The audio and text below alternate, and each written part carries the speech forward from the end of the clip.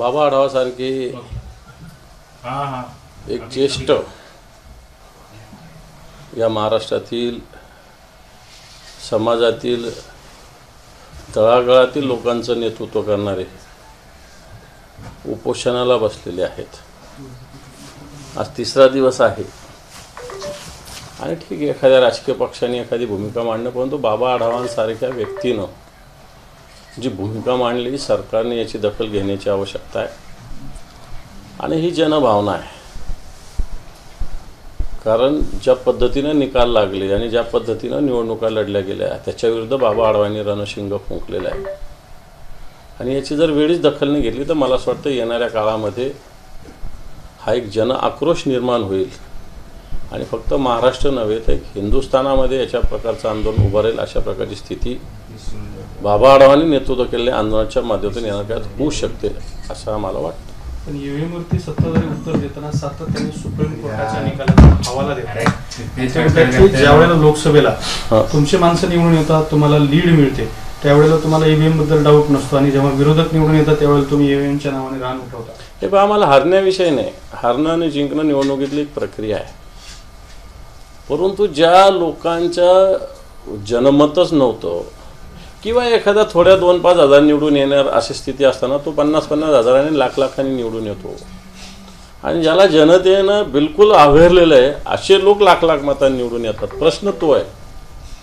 मग जेवढी जनभावना असताना अशा पद्धतीनं निकाल लागणं, मला वाटतं हे ईव्हीएमवर आक्षेप सहज घेण्यासारखे उदाहरणं या महाराष्ट्रात बोटावर मोजणे नव्हे तर शेकडो हजारो उदाहरणं आहेत वेगवेगळ्या गावचे. आणि मग सगळ्यांचं जर असं म्हणणं असेल तर तुम्ही जर याच्यावर ईव्हीएमवर जिंकणार ठीक आहे ना, बॅलेटवर पण जिंकाल ना तुम्ही, काय प्रॉब्लेम आहे? जर तुमचं एवढंच जनमत आहे तर बॅलेटवरही जिंकाल तुम्ही, पण बॅलेटवर निवडणुका घेण्याची भूमिका का घेत नाही? लाडकी बहीण योजनेचे निकष बदलायला सुरुवात झालेली आहे. 1,500वरून 2100 करतायत एका बाजूला आणि दुसऱ्या बाजूला एका घरामध्ये फक्त 2च महिलांना आता लाभ मिळणार असल्या स्वरूपाची सुद्धा चर्चा आहे.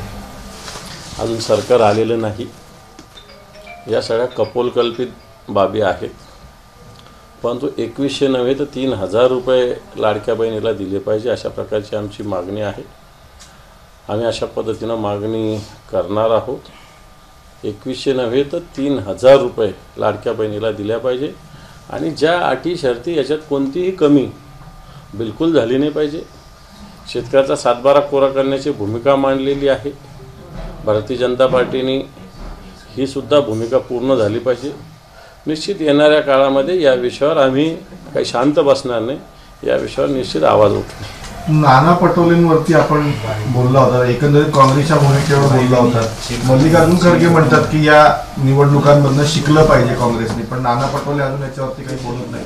नाही, मी व्यक्तिगत कोणावर बोललेलो नाही, नाना पटोलेंवर पण मी बोललेलो नाही, ना काँग्रेसवर बोललेलो नाही.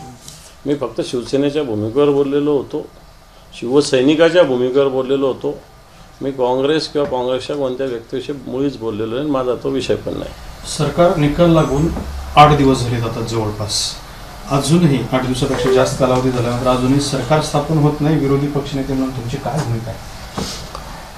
सरकार तर खरं तर 2-3 दिवसात स्थापन व्हायला पाहिजे होतं, कारण क्लिअर मॅन्डेट मी म्हणेल भारतीय जनता पार्टीला. बाकीचे पक्ष त्यांच्यासोबत असले काय आणि नसले काय. भारतीय जनता पार्टी 145 जणांचं बहुमत सहज सभागृहात सिद्ध करू शकते. परंतु मला असं वाटतं भारतीय जनता पार्टीचं नेतृत्वच कोणी करायचं याच्यावरच भारतीय जनता पार्टीत एकमत होत नसावं म्हणून दिलं होतं. बाकीचे जे कारण लोक म्हणतात हे नाराज ते नाराज, यांनी काही थांबलेलं नाही. भारतीय जनता पार्टीचं नेतृत्व कोणी करावं आणि कोणाला द्यावं याच्याच विषयी मला असं वाटतं. त्याच्यामुळं ही स्थिती निर्माण झालेली असावी. कोण नाराज कोण खुश याला मला असं वाटत नाही, या भावनेला कुठे इथं अर्थ होतो. बरं, समजा देवेंद्र फडणवीसांनी सभागृहामध्ये स्वतःच्या बळावरती बहुमत सिद्ध करायचा प्रयत्न केला आणि त्यांना थोड्याफार जागा कमी पडल्या तर शिवसेना मदत करेल का त्यांना? उद्धव ठाकरे मदतीची गरजच नाही त्यांना, कोणाच्या तरी पण कोणत्या कमी गरजच नाही आहे. कारण कोणी आमच्याकडे आहे नाही ना, आमची संख्या सगळी मिळून 40-45 आहे. त्याच्यामुळे गरज आमची असायचं काही कारण नाही आहे. त्यांचं नॅचरली बहुमताने त्यांना अजितदादांनी पाठिंबा दिलेलाच आहे ना. 40-42 काही जागा आहेत अजितदादा. मिटत नाही म्हणजे एकनाथ शिंदेचं अजित पवारांचं सगळं काही मिटत नाही. त्या मिटत नसल्यामुळे ही लांबायला लागले. नाही, अजितदादांनी क्लिअर सांगितलेलं आहे की जे नेतृत्व भारतीय जनता पार्टीचं करणार त्यांच्या मागे आम्ही उभं राहणार, असं अजितदादांची भूमिका जाहीर केली. त्यामुळे भारतीय जनता पार्टीकडे क्लिअर मॅन्डेट आहेच, क्लिअर बहुमत आहे. शरद पवारांनी एक टीका केली आहे की स्पष्ट बहुमत असताना सरकार स्थापन न होणं हे राज्यासाठी अशोभनीय आहे. बरोबर आहे, अनेक प्रश्न आहेत. आज निर्णय घेण्याची आवश्यकता आहे. सरकार नसल्यामुळे काय होतं बघा, काल 10 कोटी रुपये वक्फ बोर्डाला हे केले, वक्फ बोर्डाच्या विरुद्ध हेच बोंब मारत होते. आणि आता यांचं सरकार आहेच ना, काळजी व मुख्यमंत्री आहेच ना, त्यांना न सांगता निर्णय घेतात का अधिकारी? कुठेतरी निर्णय झालेलाच असेल ना. आणि म्हणून सरकार लवकरात लवकर स्थापन होण्याची आवश्यकता आहे. शेतकऱ्यांचे अनेक प्रश्न आहेत. आता हे लाडकी बहिणीचा पण निधी वाढवला पाहिजे. हे सगळे विषय मला असं वाटतं या महाराष्ट्रासमोर आहेत. आणि सरकार लवकरात लवकर स्थापन झालं पाहिजे. संजय शिरसाट यांनी एक वक्तव्य केलेलं आहे की शिंदे दरेगावात गेले की मोठा निर्णय घेतात. मला माहीत नाही शिरसाटावर मी कशाला बोल घेणार असेल तर घेऊ दे, आपल्याला काय करायचं. काय मोठा निर्णय घेऊ शकतात?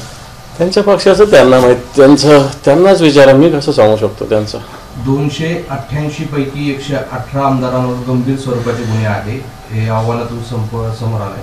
त्यामुळे महाराष्ट्राचं असलं राजकारण नेतृत्व करणार असा प्रश्न होतो. असं नाही, राजकीय कार्यकर्त्यावर गुन्हे दाखल होत असतात म्हणून काय 118 जणांवर गुन्हे असले म्हणजे ते काय गुन्हेगार किंवा दरोडेखोर थोडी आहेत. उद्या रास्ता रोको करावा लागतो. एखाद्या आंदोलनामध्ये एखादा कार्यकर्ता काहीतरी दगड फेकतो, ती केस काय त्या कार्यकर्त्यावर कुठे होती? जो नेतृत्व करतो त्याच्यावर होत असते. त्यामुळे अशा अनेक केसेस असतात आणि म्हणून अशा अनेक केसेस म्हणजे काय त्याचे गंभीर गुन्हे, मग तर याला काही अर्थ नाही. शिरसाटाने आणखीन एक गौप्यस्फोट केलेला आहे की शिंदेना घेऊ नका, आम्ही सोबत येतो, असं ठाकरे गटाकडून भाजपला दिल्लीत विनंती केल्याचं शिरसाट. मला हे काही माहिती नाही ना, असं कुठंच नाही झालेलं. शिरसाट राष्ट्रीय नेते त्यांना माहिती असेल, मला नाही माहिती. पण असे काहीच प्रयत्न नाहीत का तुमच्याकडून? काही आवश्यकता नाही. आणि भाजपची नैसर्गिक युती होती, तो विषय नाही. आता त्याच्या फार पुढे आम्ही गेलेलो होतो. म्हणजे शक्यच नाही जुळणं, तार जुळणं. मला असं वाटतं ते शिरसाटांना माहिती असेल, मला काही माहिती नाही. ठाकरे ब्रँड राहण्यासाठी राज ठाकरे आणि उद्धव ठाकरे एकत्रित येणार अशा जोरदार चर्चा आहे. कसं बघताय, यायला पाहिजे का? तुमचं काय मत आहे? पण सगळ्या निवडणुकांचा पराभव झाला की अशा विषयावर चर्चा होत असते. तुम्ही सगळ्या निवडणुका मागच्या बघा, निवडणुका झाल्यावर 8-10 दिवस अशा विषयावर 2 ठाकरे एकत्र झाले पाहिजे का अशा विषयी चर्चा होती. आता ह्या गोष्टी तेच ठरवतील ना, त्यात आमची भूमिका असण्याचं काही कारण नाही. आणि ओव्हरऑल जे बघतात तर राष्ट्रसाहेबांची भूमिका काय होती हेच कोणाला महाराष्ट्राला कळालेलं नाही आहे. सरकारच्या बाजूनं होती की सरकारच्या विरोधात होती? बाजूनं होती म्हणायचं तर त्यांच्याच विरोधात ते उभे राहिले, विरोधात होती म्हणायचं तर तेच म्हटले फडणवीस मुख्यमंत्री झाले पाहिजे. नेमकं काय होतं त्यांचं हेच कळालं नाही. त्याच्यामुळे जनतेनं मला असं वाटतं योग्य तो धडा त्याच्यातून त्यांनी घ्यावा, एवढंच. एकनाथ शिंदे आणि अजित पवारांमध्ये दुसऱ्या नंबरसाठी सध्या रस्सीखेच सुरू आहे. अजित पवारांनी अर्थमंत्रीपद घेतले, उपमुख्यमंत्रीपद ते घेत आहे. मात्र 2 नंबरला येण्यासाठी एकनाथ शिंदेकडून उपमुख्यमंत्रीपद आणि सोबत गृहमंत्रीपद मागितलं जात आहे. तर त्या 2 नंबरसाठी या 2 नेत्यांमध्ये रस्सीखेच सुरू आहे.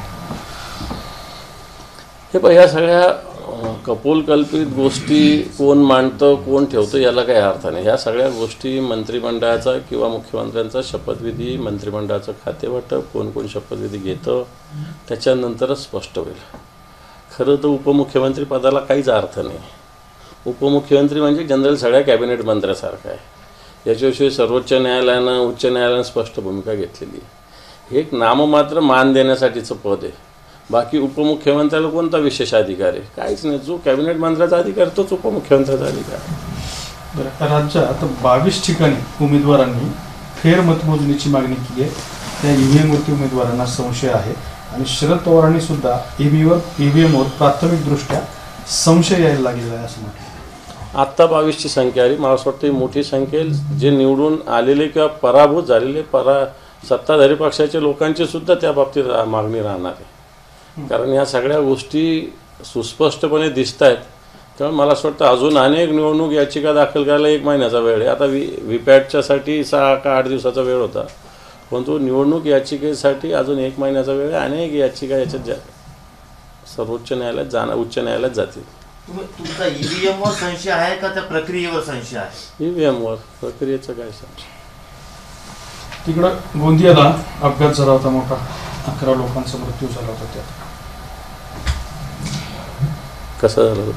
बस 10 लाख रुपये मदत पण झाली. 11 लोकांचा मृत्यू, त्याला 10 लाख. दुर्दैवी असा अपघात कशामुळे झाला? मानवी चुकामुळे झाला की अन्य चुकामुळे झाला, या ते टेक्निकल चुकामुळे झाला. परंतु जे काही मृत आहेत त्यांच्याप्रती संवेदना व्यक्त करून त्यांना सरकारने जे शक्य होईल ती मदत केली पाहिजे.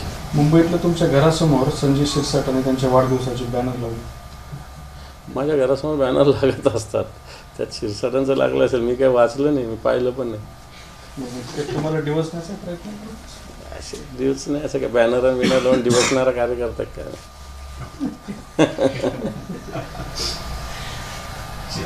विचारायला पुन्हा राहून जाईल.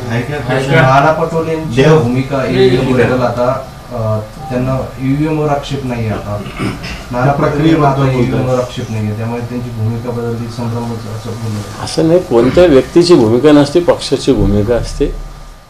ईव्हीएम विषयी त्यांनी खरं तर बराच अभ्यास केलेला आहे. त्यांनी काल प्रश्न विचारलेले की रात्री 11:30 पर्यंत मतदान कुठं चालू होतं. एबीपी माझा, उघडा डोळे बघा नीट.